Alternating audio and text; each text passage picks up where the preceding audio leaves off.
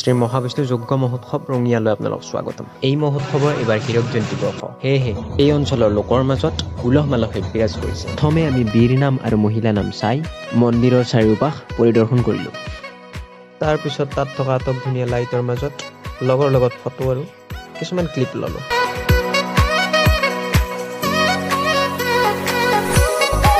মন্দিৰৰ পিছফালৰ পথটোৰে আমি মীনা বজাৰলৈ বুলি ওলালোঁ আৰু তাত মানুহ চাওক। তাৰপিছত আমি তাত বিভিন্ন দোকান থাকোঁ আৰু চাই আমিও খাই দিলোঁ। খাই উঠি তাৰ পিছৰ পৰিৱেশটো আপোনালোকে চাওক।